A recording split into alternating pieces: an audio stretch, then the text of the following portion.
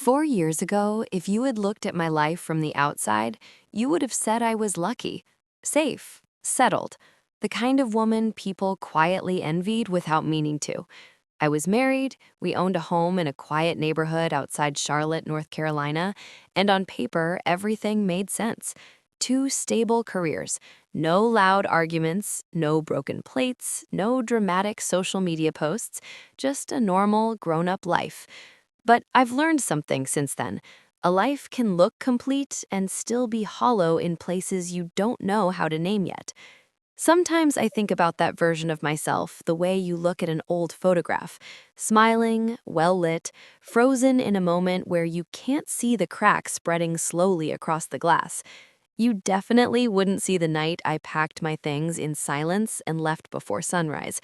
And you wouldn't see the moment, years later, when my ex-husband stood frozen in the doorway of my office while my son ran straight into my arms. Back then, none of that existed yet. There was just me, trying very hard to believe the life I was living was real.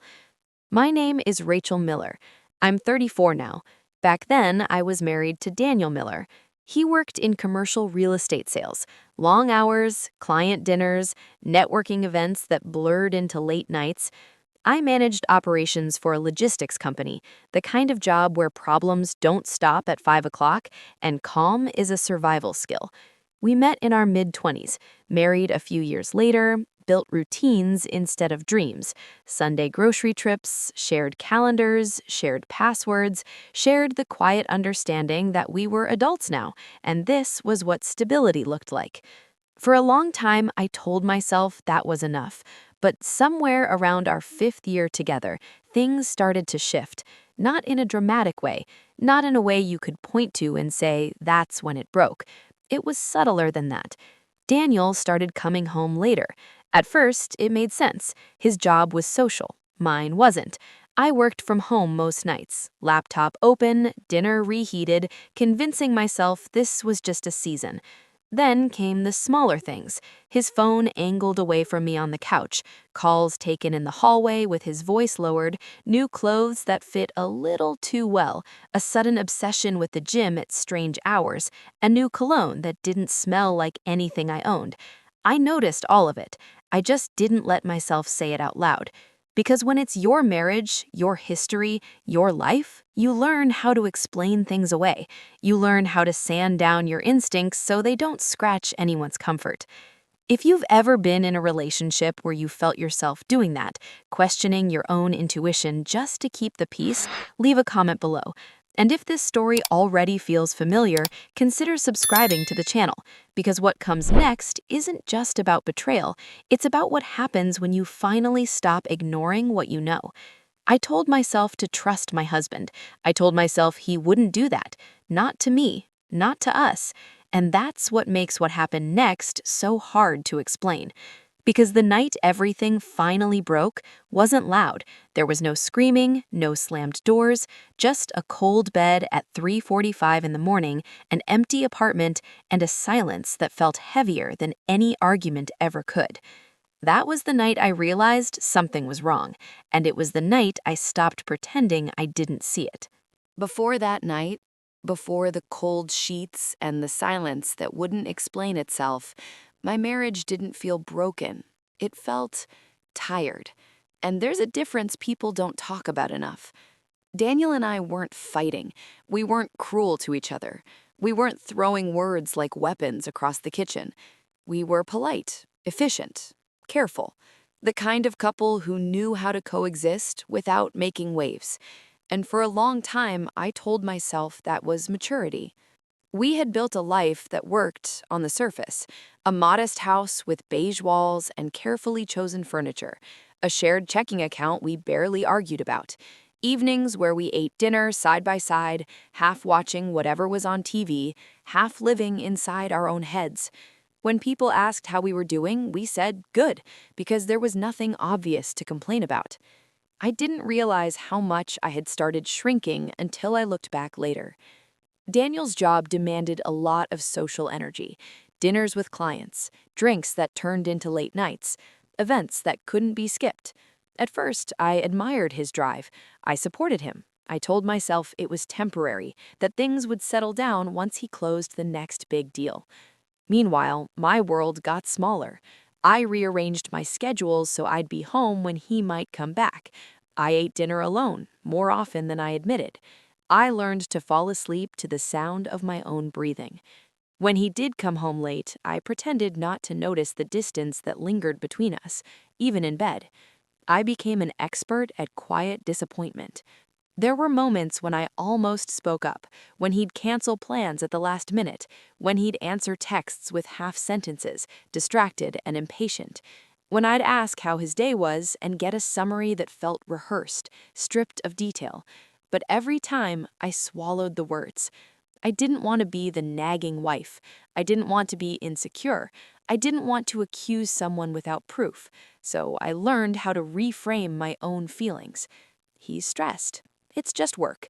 All marriages go through this.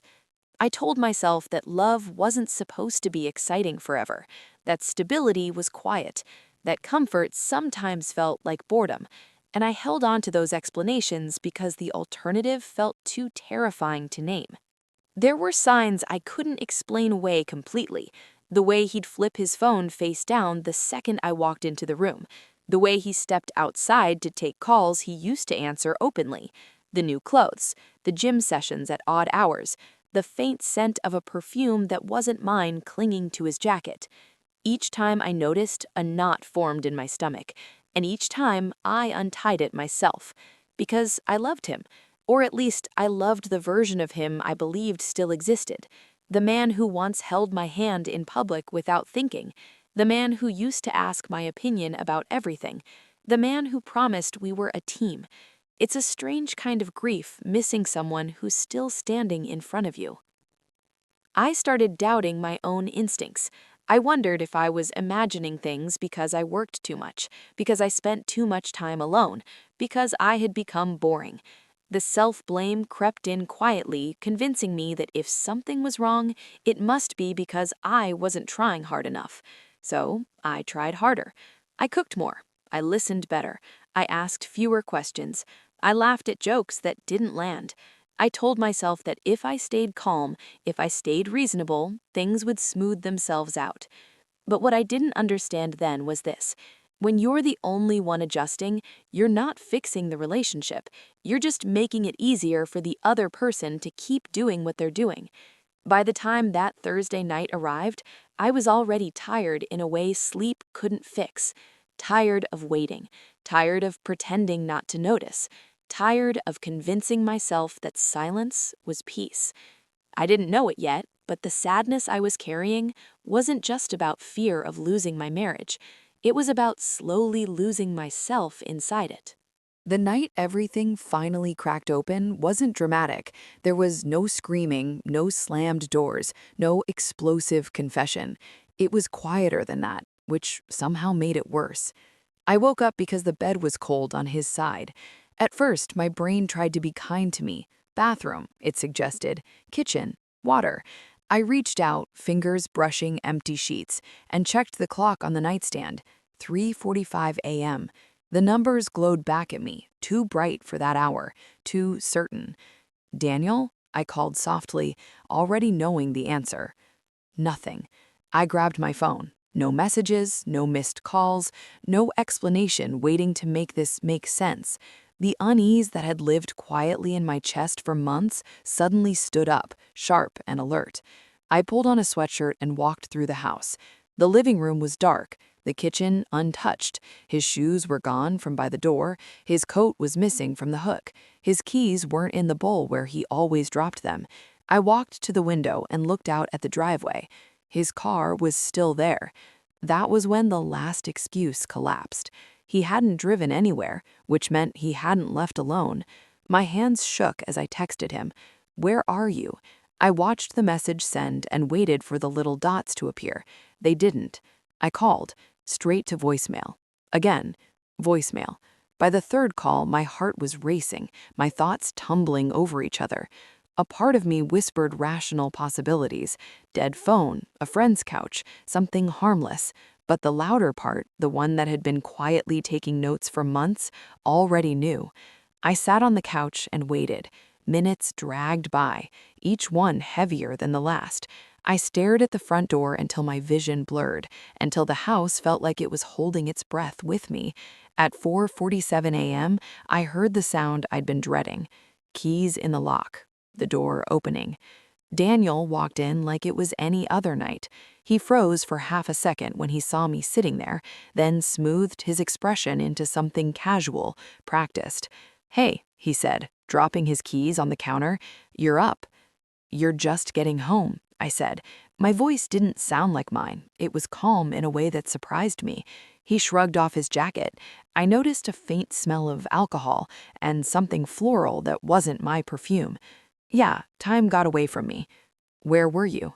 "Out." He bent down to untie his shoes like this was a normal conversation. "Which friends?" I asked quietly. He sighed like I was exhausting him. "Does it matter?" "It's almost 5 in the morning," I said. "You were gone all night. Your phone was off. I didn't know where you were." He dropped his jacket onto a chair a little too hard. "My phone died. Relax. I don't have to report my every move to you." Something inside me went very still. "I'm not asking for every move," I said, my hands cold, my voice steady. "I'm asking where you were when you weren't in our bed." That's when he turned on me fully.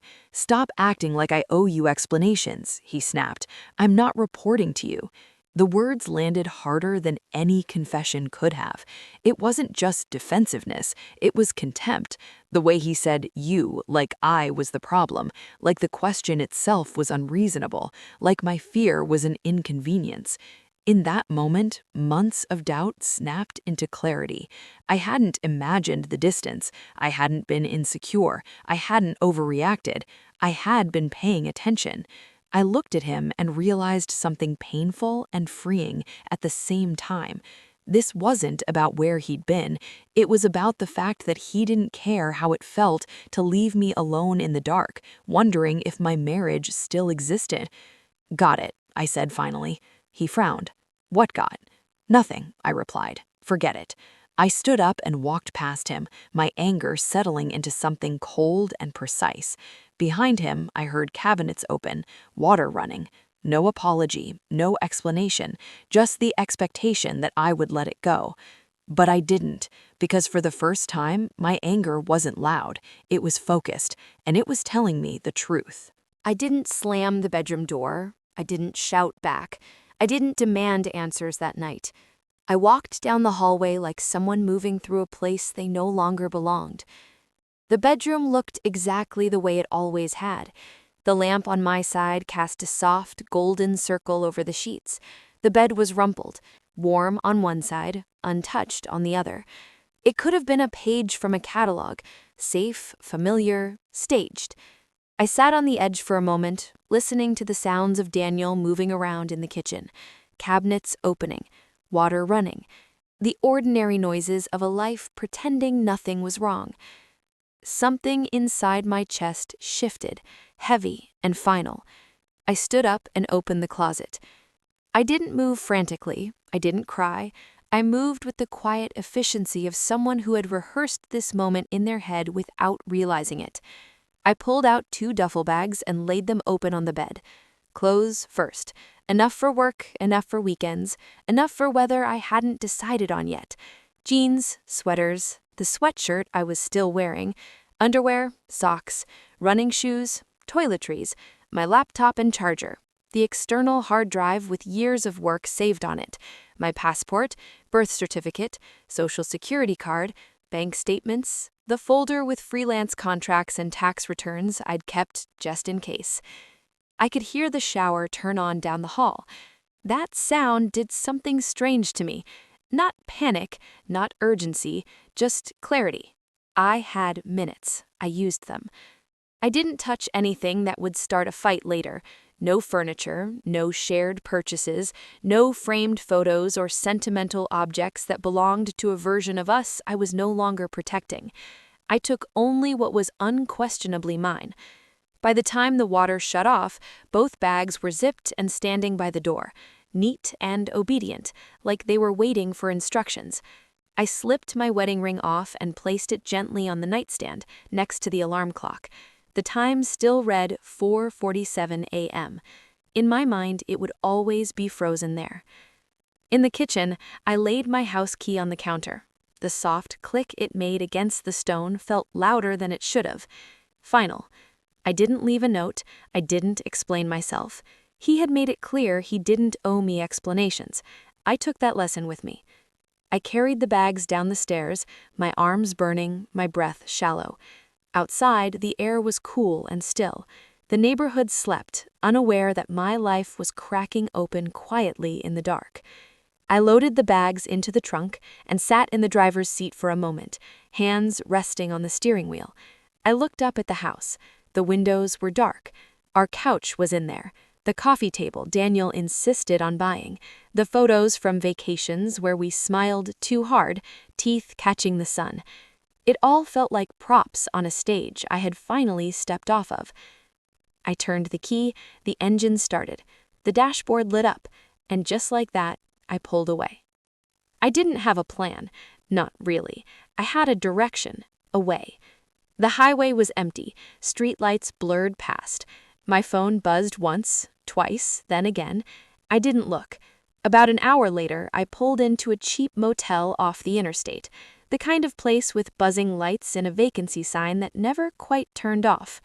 The room smelled like industrial cleaner and old smoke.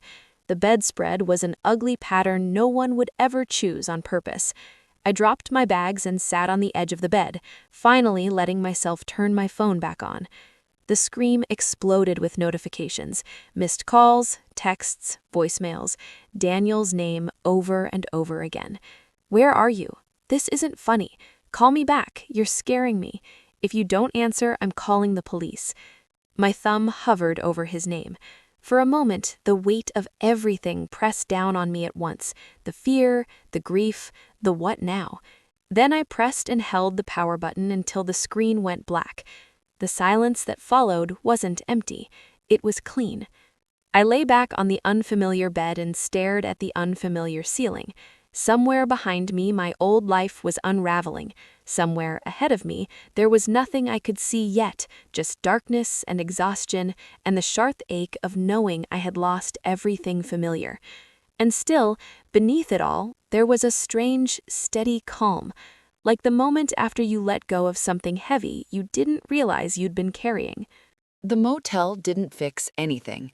I woke up with a stiff neck, scratchy sheets, and a thin pillow that did nothing for my spine. The air conditioner rattled in the wall like it might give up at any moment. For a few seconds, I forgot where I was. I reached out instinctively, expecting to feel another body beside me. My hand met cold mattress. Reality slid back into place, heavy and unavoidable. I sat up slowly and looked around the room. One lamp, one chair, my two duffel bags sitting on the floor like proof that this wasn't a dream. I stood, brushed my teeth with the cheap travel toothbrush I'd thrown into my bag without thinking, and stared at my reflection in the mirror. I looked wrecked. Puffy eyes, tangled hair, a jaw clenched tight enough to hurt. But underneath the fear and the nausea and the overwhelming what now, there was something else flickering faintly in my chest. Relief. By the time I checked out, the sky was a dull gray, heavy with clouds. I loaded my bags into the trunk and stood there for a moment, hand resting on the lid, feeling the weight of every choice pressing down on me. I could still turn around, drive back, apologize for overreacting, pretend the night before hadn't happened. Instead, I got in the car and drove west. I didn't blast music. I didn't cry dramatically with one hand on the steering wheel. I just drove. Gas stations, rest stops, a drive-through coffee that tasted burnt and bitter. My thoughts moved in practical steps, one problem at a time. Where can I afford to stay? What do I do about work, about the house, about the marriage? The word divorce felt too big to touch. By early evening, I crossed into Tennessee. The road signs changed, the radio ads changed. Everything felt unfamiliar, which somehow made it easier to keep going. I pulled into a small town because there was a long-stay motel with a vacancy sign glowing in the window, and my eyes were starting to blur. Inside the office, a faded bulletin board caught my eye. Babysitting services, used furniture, and tucked into one corner, a small flyer. Studio apartment for rent, month to month, furnished. Call Ethan. I stared at the number longer than I meant to. An hour later, I was standing in a cramped studio that smelled faintly of lemon cleaner and old carpet. A full-size bed, a tiny kitchenette, a lopsided table with two mismatched chairs, one window facing east. At least there'll be morning light, I said quietly, surprising myself. Ethan, mid-30s, kind eyes, clearly nervous about renting to a stranger, watched me carefully. He said, "It's nothing fancy, but it's safe. Month to month, cash is fine." I said, "It's perfect," my voice catching, and I meant it. I paid first and last month's rent from an emergency envelope I'd kept hidden for years and never thought I'd actually need. When he handed me the key and left, I stood alone in the middle of the room, turning slowly, taking it in. This was it. My entire life now fit into one small apartment and two duffel bags. That night, I finally turned my phone back on. The notifications flooded instantly. Missed calls, messages from Daniel, from his sister, from numbers I didn't recognize. Concern, anger, panic, blame, all tangled together. "You can't just leave. We need to talk. We're married." I scrolled until my thumb felt numb. Then I typed one sentence, slow and deliberate. "I'm safe. Please don't contact me again." I hit send before I could second-guess myself. He called immediately. I watched the phone ring until it went silent, then blocked the number. When another call came through from a different number, I blocked that one too. An email notification popped up. I opened my settings and created a filter to delete anything from his address before I could see it. It felt brutal. It also felt necessary. The next morning, I called my manager and asked for time off. I said family emergency because it was the closest thing to the truth that wouldn't require explanation. To my surprise, he agreed without hesitation. That breathing room changed everything. I hadn't walked away with nothing. For the past year, I'd been freelancing quietly on the side, small software contracts, bug fixes, feature builds, money I'd saved in a separate account Daniel barely noticed. Not a secret out of malice, a secret out of self-preservation. I opened my laptop at the crooked table and logged into my accounts. The numbers stared back at me, calm and indifferent. I transferred half of our joint savings into a new individual account. Half, no more, no less. For the first time in months, I felt something I hadn't felt in a long time. Control. And with it, the first real hint of hope. 4 years passed quietly. Not in a dramatic, montage kind of way. No sudden glow-up, no viral moment, just steady days stacking on top of each other until they formed a life that felt solid under my feet.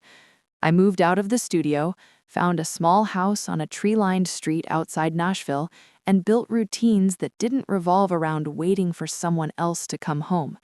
I worked, I slept, I breathed again. Somewhere in the middle of that rebuilding, I met Ethan, not the landlord, but a different Ethan, a civil engineer who liked early mornings, terrible jokes, and honesty delivered without theatrics. He didn't rush me, he didn't pry, he showed up when he said he would and answered questions without making me feel foolish for asking them. We built something slowly, carefully, and eventually we built a family. By the time our son turned 3, my life looked nothing like the one I'd left behind. I was managing a regional operations team now, leading meetings instead of shrinking through them.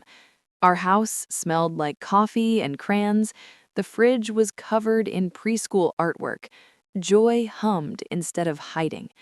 I hadn't thought about Daniel in months.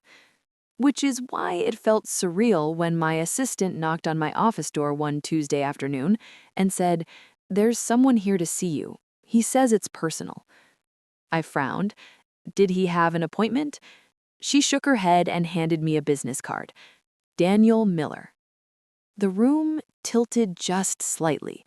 4 years. No calls, no messages, no apologies that made it past my filters. I expected anger to flare up, or fear, or that familiar tightness in my chest. What I felt instead was distance. "Do you want me to send him away?" my assistant asked quickly. I looked at the card one more time, then set it down. "No," I said calmly. "He can have 5 minutes." When Daniel walked in, he looked smaller than I remembered, thinner, older, like someone who had been carrying regret without knowing where to put it. His eyes flicked around my office, my desk, my shelves, the framed photo of my son on the credenza. "You look different," he said softly. "I am," I replied. He swallowed. "You've done well. Director now." I didn't respond. He sat, hands clasped tightly together. "I know you probably don't want to see me. I needed to explain, to apologize." "You don't need to explain. That was a long time ago." He shook his head, desperate. "That night, you were right to be upset, but I wasn't cheating then. I was helping someone, a coworker. She needed me." I studied his face, searching for the familiar evasion. "Are you done lying?" I asked quietly. His shoulders sagged. Silence filled the room, thick and unmistakable. "Yes," he whispered. "I was cheating, for months." I nodded, unsurprised. "That's what I thought." He rushed to fill the space. "I ended it after you left. I lost my job. Everything fell apart. I regret it every day." "You don't regret what you did," I said calmly. "You regret that it had consequences." He flinched. Before he could respond, the door burst open. "Mommy!" My son ran into the room, backpack bouncing, shoes lighting up with every step. I scooped him up automatically, his arms wrapping around my neck like I was home. Daniel froze. You have a child," he said, barely audible. "I do." "How old?" "3." I watched the realization land, the math, the understanding that the life he imagined I was frozen inside had moved on without him. Before he could say anything else, Ethan appeared in the doorway, hand resting lightly on my shoulder. "Hey," he said gently. "You okay?" I nodded. Daniel stood abruptly. "I should go." Ethan nodded once. "Safe travels." Daniel left without another word. The door closed softly behind him. I set my son down, heart steady, and realized something surprising. There was no triumph, no gloating, no rush of victory. Just relief. Justice didn't arrive with fireworks. It arrived quietly, in the form of a life that no longer had room for him. People imagine closure as something dramatic. They picture a final conversation where everything is said, tears fall in the right places, apologies land perfectly, and both people walk away changed. That's how movies do it. That's how we're taught to expect it. But real closure isn't loud. After Daniel left my office, I waited for something to happen inside me. A surge of emotion, anger, satisfaction, vindication, anything that would signal this mattered. Instead, the days simply continued. I finished my meetings, I answered emails, I picked my son up from preschool and listened to him explain in great detail why dinosaurs are objectively superior to all other animals. Nothing cracked open, nothing collapsed. That night, after dinner and bath time and a long negotiation about why bedtime is not optional, Ethan and I sat on the couch, shoulders touching. The house was quiet in that gentle, earned way. No tension hiding in corners, no words waiting to be said. "Are you okay?" he asked. Not urgent, not worried, just present. "I am," I said, and I meant it. What surprised me most wasn't how little Daniel's appearance affected me. It was how peaceful the silence felt afterward. No follow-up texts, no emails, no attempts to rewrite the past, just absence. And I realized something important. Closure isn't forgiveness. It isn't understanding someone else's choices. It isn't even acceptance in the way people like to talk about it. Closure is not needing a response. A few weeks later, something small happened that made it all click. It was a Thursday afternoon. I'd had back-to-back meetings, my brain fried in that very adult way where everything feels heavier than it should. I walked out to the parking lot juggling my bag, my laptop, and a half-empty water bottle. I opened the back door of my car and froze. In the car seat was my son's stuffed dinosaur, bright green, one eye slightly bigger than the other, tail frayed from being dragged everywhere. Next to it was a small scrap of paper in Ethan's handwriting. "We stopped by your office, but you were busy. Someone didn't want you to miss him too much." I sat in the driver's seat and cried. Not because I was sad, not because I was overwhelmed, but because I finally understood how far I'd come. This was my life now. Notes in the car, stuffed animals, a partner who didn't disappear when things got hard, a home that didn't ask me to be smaller to keep it intact. When I left Daniel, people told me I should have tried harder, that I should have waited for an explanation, that walking away was extreme, that marriages require endurance. Here's what I know now. Someone who respects you doesn't punish you for asking questions. Someone who loves you doesn't make honesty feel like an interrogation. Someone who values you doesn't turn your instincts into a liability. Leaving didn't destroy my life. Staying would have. I didn't leave to hurt him. I didn't leave to prove a point. I left because remaining would have meant slowly erasing myself until there was nothing left to save.